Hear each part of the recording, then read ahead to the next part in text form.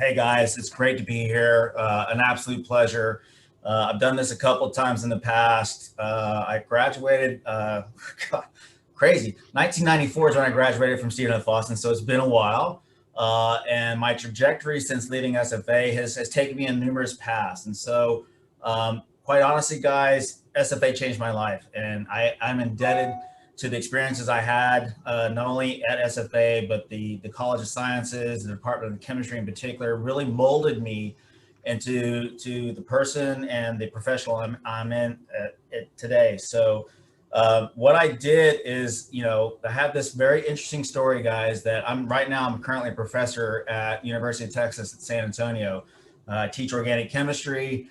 It's my drive, it's my passion, it's my life. But when I went to SFA, it kind of kicked my butt a little bit. And so that's the story that starts out for me. And I was blessed, truly blessed to have an amazing professor at SFA, Dr. Jim Garrett, that taught me organic chemistry. The man just changed my life dramatically. The first time I took organic chemistry, I made a D.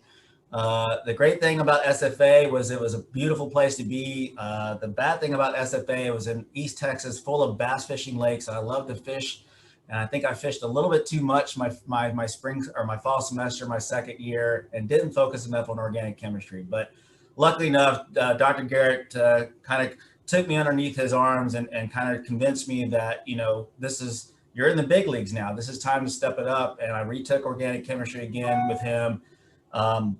And kind of never looked back. And so just to give you kind of a summation of his impact on my life, my son's name is Tristan Garrett France. And so I named my son after my organic prof. Now, I don't expect any of my students to do that. God help them if they did. But nonetheless, I think that story in of itself gives you an impact of what SFA meant to me and what it still means to me. He is still a mentor to me, and everybody in the Department of Chemistry is still somebody I interact with. And so, luckily, I had a beautiful education as SFA, and Dr. Garrett convinced me to go to graduate school. So once I got my bachelor's degree in chemistry, I did decide to pursue my education further. I went to Texas A&M for my PhD, continued my interest in organic chemistry, specifically physical organic chemistry. So those of you that took organic chemistry and dread those mechanisms and whatnot, those are things that I just love to death. And so that was a lot of my graduate school at A&M. And then I was lucky enough to get a postdoctoral fellowship over in Zurich, Switzerland. So I picked up my bags, I got married, and I moved to Zurich, Switzerland, and was there for 14 months at the Swiss Federal Institute of Technology, continuing my education.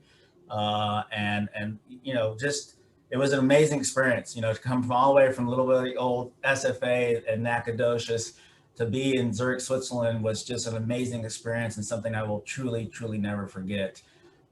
From there, once I got done with my postdoc in Zurich, I actually ended up going into the pharmaceutical industry and started working for Merck, a large pharmaceutical company, one of the biggest pharmaceutical companies in the world. They're headquartered in New Jersey. I started in New Jersey, very different than East Texas, I can admit to that.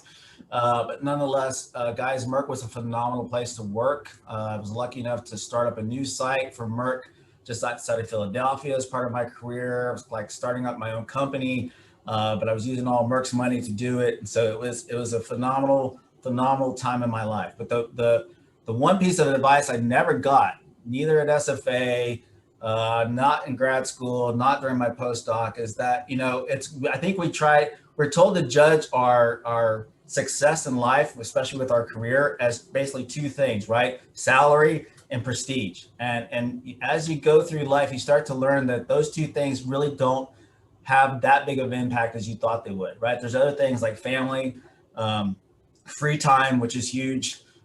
Being able to enjoy your life. It's great to make a bunch of money. It's great to have this prestige and whatnot. But honestly, once my wife and I started having kids, the things that we thought were important initially kind of just changed on us a little bit. And the biggest problem that Merck had, honestly, as great as it was, Merck was not in Texas. And I miss Texas dearly. And so did my wife, who's from Lufkin. And so we missed Texas dramatically. And so I made a very difficult decision to leave a phenomenal career at Merck and come back to Texas. Initially, I went to Dallas and joined UT Southwestern Medical Center. in the Department of Biochemistry, where I headed up their drug discovery center for about 6 years. And then in 2005, I was recruited to UTSA here in San Antonio, where I've been a professor of chemistry for the last, I guess, 11, almost 12 years now. That trajectory and that path that you've heard me take, right, since leaving Nacogdoches, since leaving SFA, none of that would have been possible without the phenomenal education that I got at Stephen F. Austin. And many times, you know what I felt? I felt like, especially I went to grad school, coming from SFA, I went to grad school at A&M, guys were coming from Stanford, coming from Penn State, all these other bigger places. And I'm like, oh my gosh, how am I going to compete with all these people coming from these, much more well-known, they say prestigious universities? But I'll tell you what, guys, the education I got at SFA was at least on par, and in many cases even better than some of what my friends got at these bigger institutions. So main message I want to deliver to you guys is don't second guess yourselves. Okay. Don't ever believe that what you're doing right now at SFA, and SFA has changed so much since I've been there. You guys are getting a phenomenal experience, a phenomenal education. I've actually got a PhD student right now in my lab from SFA. So I love having lumberjacks come back into my life, and I love being part of lumberjack labs as well. And so, the students I get from SFA that come and do PhDs with me are just outstanding. And you guys, I'm sure, are no exception. So walk with confidence. Walk out the door when you graduate, wherever you're going, grad school, professional school, getting a career out the door, and understand that the education you're getting there within the College of Science, whatever department you're a part of, is outstanding. And don't let anybody ever take that away from you. So I love my job. I wouldn't change it for the world. I love being a professor. I love interacting with students. I love teaching organic chemistry and telling all of them when they take their first exam and they make a 22 or a 20 on my first exam, not to fret, because I was in the same boat you were. I figured it out sooner or later. I will help you do the same. And I will never fill the shoes of Dr. Garrett. There's no way I will ever fill that man's shoes. But at least I feel like I'm making a difference and hopefully inspiring people to love chemistry, one, two, love organic chemistry, and understand that, with a degree in the STEM fields, you can pretty much do anything you want, guys. So I'm honored to be here. I'm happy to answer any questions you have. I've been around the block a little bit, both in industry and academia, grad school, whatnot. I see probably 400 undergraduate students every week in this same format, teaching organic chemistry. That is not easy to do, just FYI. So please, when we get a chance to talk one-on-one, don't hesitate to ask me any questions. I'm here for you guys. My name is Brenda Henson. I graduated from Stephen F. Austin in 2014. I actually came to SFA on a soccer scholarship. So I knew I was going to play soccer there at SFA, but I didn't quite know what I was going to do for the rest of my life. I knew I wasn't going to play soccer forever. But one thing I did fall upon was the nursing school there. And it is what they say. It's SFA's best kept secret. It's an amazing program. So the athletic department worked really well with me, and the nursing staff at the DeWitt School of Nursing were just so supportive. So I was able to balance both of them and, graduate from the nursing program there. While I was going to SFA, the summer before I graduated, I actually interned at Houston Methodist. So when I graduated, coming out of school, I already had something lined up at Houston Methodist in the medical center. So that was just the teaching and the clinical work that the staff there at SFA afforded me. I felt ready to go right off the bat when I started in the med center. So I worked in an orthopedic unit. I felt like, soccer, joints, bones, everything, let's do it. So I was there for 4 years. I got married and we moved to North Houston. So I just transferred up to Houston Methodist in the Woodlands. So I stayed within the same company because I love them so much. I may be biased, but I've been there. During that time, after I got married, I actually did go back to get my master's of science in nursing. So currently, this actually was just something that happened a few weeks ago. I just got my certification as a family nurse practitioner. So that's been a blessing in itself. I think everything that I was able to, time management, essentially, what I learned in my undergrad there at SFA, the help that I had there really kind of paved the way for me to be able to work and go back to school and learn all these things. So that's kind of, me in a nutshell. I don't have a job lined up right now. I'm still working at Houston Methodist in the Woodlands. I didn't even mention, I work on a post-surgical unit now. It's been kind of crazy with the pandemic, of course, I'm sure, and it's been for everybody. But we're finally kind of getting back to a routine where we're caring for our elective surgery patients. Now at the Woodlands, I actually have patients from every post-surgical, every organ system essentially. So it's not just solely ortho anymore, which is great because I get experience in cardiac and, the gut, breast, urology, just everything. So yes, I guess the next step would be just hopefully finding a job here soon in a clinic setting to, use my master's degree. So that's kind of me in a nutshell. If I missed anything, let me know. Odd time for us. We're having to make up. I'm in Nacogdoches. I'm an orthodontist here.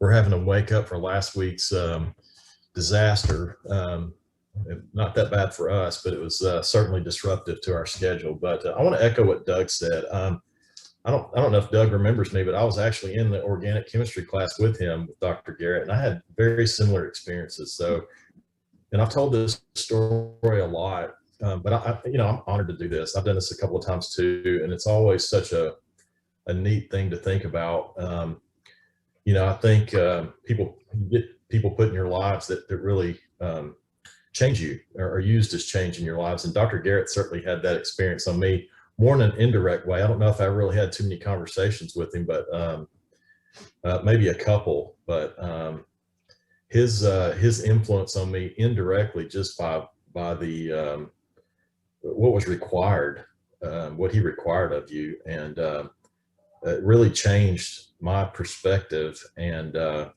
kind of had to raise my game to another level that I didn't know I had. So, and he gets a lot of credit for that. But I went to SFA, graduated in '95. I went to Baylor College of Dentistry, which is now Texas A&M in Dallas. Spent 4 years there, and then went directly to Houston to University of Texas School of Dentistry, Department of Orthodontics, and did a residency there for a little over 2 years. And so after that, I spent about 13 years practicing in Houston, and I just had to get out of the city. And so came back to Nacogdoches, and we now live here. I practice here part-time and in Lufkin a little bit. So mainly full-time in Nacogdoches, but technically I spend a little bit of time in Lufkin as well. Which is my hometown. And so that's basically what I do. So I had moved around. Doug's got a much better story than me, but I say the experience, when he's sitting there talking, I'm thinking, I just wanted to hit an amen button here, because his experience would be, I would echo that, but I would also add, I think Dr. Wiggers is still at SFA. I had him for genetics. And so I think that was real helpful for me. Dr. Don Hay in biology really, really helped me. He directly, when I got to school, and Doug said this, we had people from much larger places, some that would have traditionally more prestige maybe, but I looked around the room, and it didn't take me long to realize that I was the most prepared person in the room. And it really, and I mean that with just a sense of gratitude, that I would look around and I was ready for what was being put in front of me. So SFA gets a ton of credit. It's not, it's weekly that I drive to work and I think about what influence, a key number of professors had on me that allow me to, I get to do what I do because of my experiences there. If I would have gone, and I went to college somewhere else for a year. I went to Austin College in Sherman, and it had a good reputation for pre-professional admittance. And but my experience at SFA,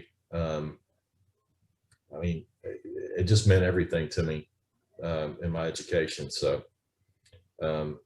I encourage those that if you hit a little road bump in some of these classes, you kind of just got to push through it, because you can come out on the other side. I don't have a real a big story with that, but Dr. Garrett made me realize I may need a career path change on that. So, and it fortunately worked out. The other thing I want to say before I turn it over is that if you guys get a chance, if you want to go to professional school in biology, take histology at SFA. That was the biggest single thing that I took that other people hadn't had, that really made my life easier. So anyway, I wish I had something more exciting to say, but I am honored to be here and glad to be asked to do this. So. Hi, I'm Brianne Cook. I graduated from SFA with a degree in geology in 2017. When I first graduated, actually networking is what got me my first job. The guy that took my senior pictures worked for a geotechnical company. And he's like, we're hiring a geologist. Like, would that be something you're interested in? And I thought, as a geologist, I was going to go the oil and gas route, 100%, be like a cool exploration geologist or something cool like that. I never even explored other options besides that. But again, when I was graduating, the oil and gas industry wasn't so great. So I was forced to look other ways. So this guy set me up with an interview. And then I moved to Dallas and started working for them as a field geologist. And I was taking soil samples. I was in charge of a drilling crew. And we drilled all over Dallas, Fort Worth. And then I would travel to West Texas and San Antonio to drill as well. Ultimately, I knew that I didn't want to do that forever. I was working outside every single day, wearing like steel-toed boots and a hard hat, and that's not something I wanted forever. But I did learn a lot from that job, and I always said yes to everything. At one point, I was even clearing trees on a backhoe and things like that because I was just always saying yes. And I found myself on a tractor one day, and I was like, "What is this? This is crazy." Because it did give me a lot of experience that I have now taken and like been able to use in other parts of my life and in my career. In 2018, I accepted a new job in 2018 at my current company, and it is honestly a dream job for a geologist. Part of the reason I fell in love with geology in college was because of the field trips. If you've started to go on those, you know how awesome they can be, and being able to be out there in the field and hiking all day and looking at rocks. And I knew that like that would be like a mini field camp is like a dream to do every single day, and that's what I get to do. My company is RPS, and we do a lot of things. There's 5,000 employees, but my department, we do trainings for other geologists and engineers in the industry. So we host field courses and classroom courses. The classroom courses, I oversee those by reviewing the material from the instructors. And then the field courses, I actually get to go on them. So like I was saying earlier, it is a mini field camp that I get to go on. And Dr. Faulkner was saying earlier, she's been following my pictures that I've been posting on Facebook. 2019 was a huge year for me. I went on 17 mini field camps, if you will, with clients from all kinds of companies. Hess, Chesapeake, Oxy was Anadarko back then. And I take them and we go look at rocks along with the instructor that's teaching. And I'm there as like a safety person, a logistics person. It's more glamorous than a field than field camp. We go to nice dinners every night. We stay in super nice hotels. I wine and dine these people. That's probably one of my favorite parts of my job. And then getting to socialize with everybody and again, networking. Like I've met some people that, work for Oxy or Chesapeake and stuff, and now they're lifelong friends and we keep up on the daily. With the downturn in 2020 with COVID and the oil downturn, there was we stopped traveling and it was slow and we didn't have classroom courses anymore. We switched over to distance learning, which is, everyone's Zooming nowadays. So basically we had to flip our entire business model upside down. And so in 2020, there was a lot of new things and new technologies to learn about. So I spent a lot of my time this past year researching like best learning practices and things like that, which I'm sure a lot of you guys have come to find it's a little more difficult to learn online than it is in person.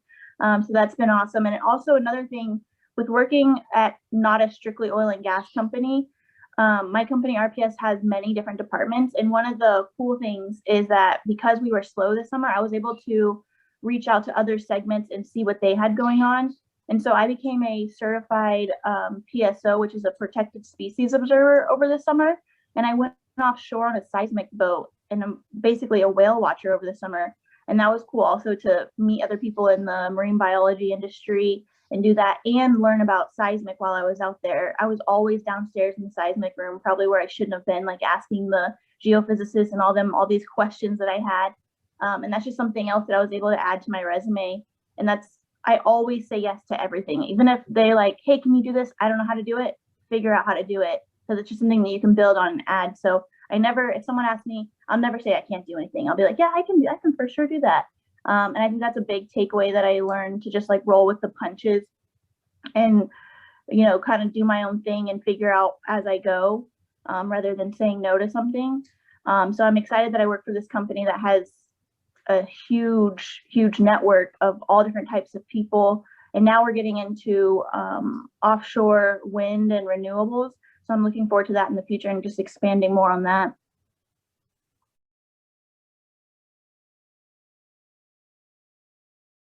I wanted to be something. I never wanted to go to medical school. I was scared of it. I just didn't want to, I was always scared of the lifestyle of the doctors that I knew. So I knew I wanted to do something related to, I wanted to go to professional school of some sort. And it's kind of between optometry and dentistry. And I knew a dentist real well. And so I went that direction. That's really, as silly as that sounds, it was really not that complicated. And then when I got into dental school, I decided that I wanted to try to go on and be an orthodontist, and I was lucky that I got in to do that. So, yeah.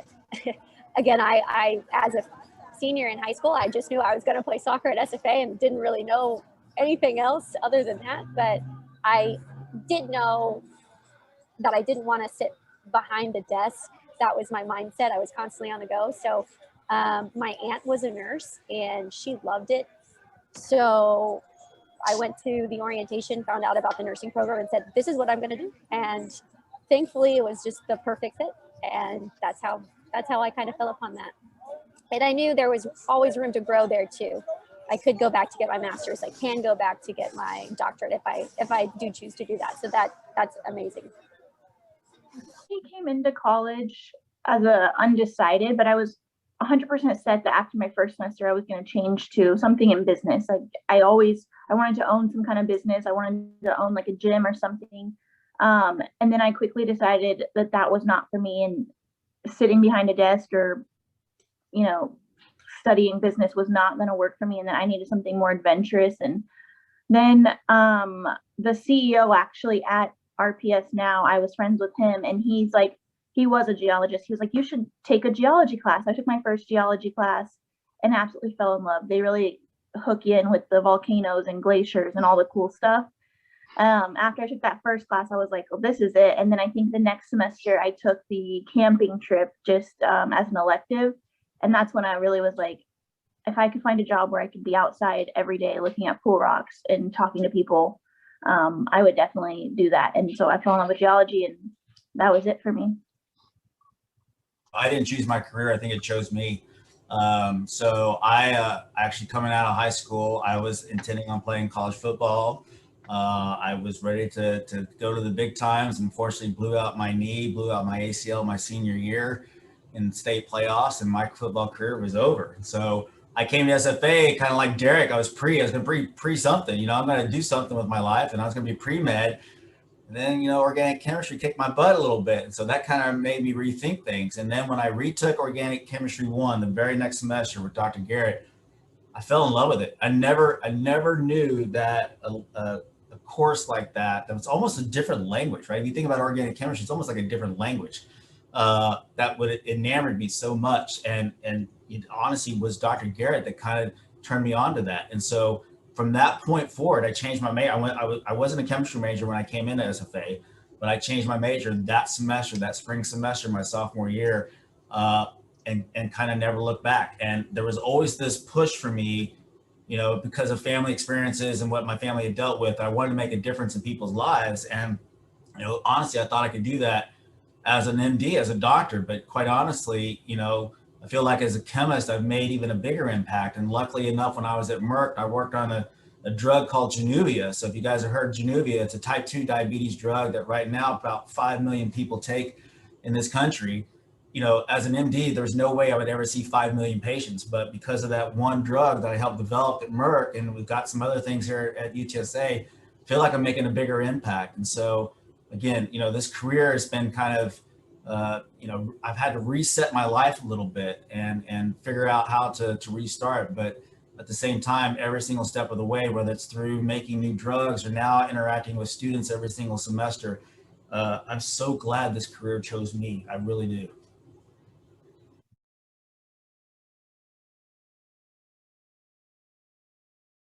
I think Doug touched on that, and I'm glad he went first because he said it better than I could have. But you may encounter some you know, a hard class or two, and for him, I mean, this is cool for me because I haven't seen Doug in 25 years, and I don't even know if he remembers me, but I remember him being in the class, and you know, I had the same experience probably 6 months after he did, because when I was in the class and he was killing it, I was struggling, right? And so the students, I mean, you may experience some of these things that are difficult, but I would say push through it.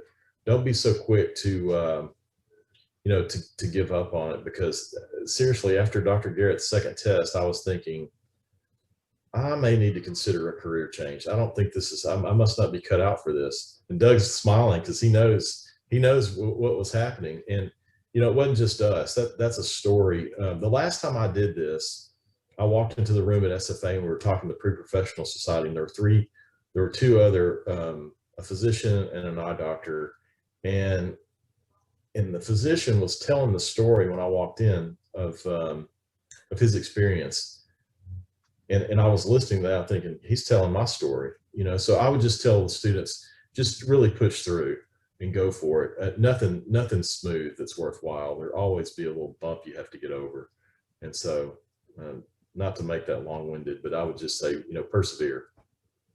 Couple of things that I learned that really kind of helped me pave the way too. The first is to get comfortable being uncomfortable, because in this next stage, you're gonna start applying for jobs or internships or graduate, and you have to put yourself out there, and that's okay. That was something that I really struggled with. I didn't like to be outside of my shell or do anything that wasn't a part of my routine. But the athletic trainer really instilled us. That was something I learned from soccer, so I took that with me into academics as well. And then the other thing is to always be on time. People really just respect that, and this is something I actually interviewed yesterday for an FMP position, and technology these days, I just can't get it. I struggled even today trying to get this to work, but I was on a Google Meet and they were on Zoom, and we just missed each other by 10 minutes, and I got on and I said, I'm so sorry. I promise I'm not usually late. The other thing that I learned while I was in my undergrad was, if you're on time, you're late, and if you're early, you're on time. So people really respect that. Just remember the little things that will kind of, you know, you'll stand out. So that's it. I would say, kind of like Brenda said, like confidence is really key. Whenever I was walking into my first couple of interviews, I was so nervous and shy, and I'm not really a shy person. So I was like, I just have to force myself. If I believe that I'm confident, so it's like basically fake it till you make it. Like I just walked in there with confidence, started talking about things that I knew. Even some things I didn't feel comfortable talking about, I would just, you know, act like I knew what I was doing. And I noticed that really paid off in the long run of just faking it till you make it. Just act like you got it until you actually get it one day. One, I saw in the chat, somebody was asking how you start networking. I think, you know, the sooner you start networking, the better off you're going to be. Okay. And how do you do that? Start with your professors at SFA. I think the one thing that, you know, for my students here at UTSA, I try to encourage them in this virtual world. It's hard, right? But I see this trend, you know, happening. It's easy for us to sit there with our phones and talk this way, but there's something still true about personal connection, guys. And that personal connection involves face-to-face interactions. And being able to stick your neck out there and you know, not only be able to walk the walk, but to talk the talk. Okay. And I encourage you to get to know your professors, get to know everybody that's a part of that experience at SFA, because they're the foundation that are going to be there to lay it for you out when you go out in the real world. So don't be shy. Don't be shy. Go out and reach out there. The other thing is, don't be afraid to reinvent yourself, okay? Because you may have the perfect career plan in place and things may go great. And Derek, absolutely, I remember who you are. Everybody went through hell together. I remember every single one of us. So of course, I remember all of us. Dude, that was crazy. That was crazy. But we all reinvented ourselves. Derek did. All of us did, right? And so I've reinvented myself numerous times, as you can tell from my career path. So, and in many cases, especially in the STEM field, the average, you know, the time you change your jobs, it could be 4 or 5 or 6 times that you're going to change your job throughout your lifetime. So don't be afraid to reinvent yourself. You know, technology is changing so quickly, so rapidly, that what's cool today is not going to be cool tomorrow, right? What's going to work today may not work tomorrow. And so, you know, lots of things that are going to be out there. We all hear about artificial intelligence, these kind of things. You know, the world for you guys can be so different than it was for us. So reinvent yourself if you need to, and don't be shy to reach out and build that network. That's the key thing. The opportunities still come by a lot about who you know. Okay. That's my biggest advice.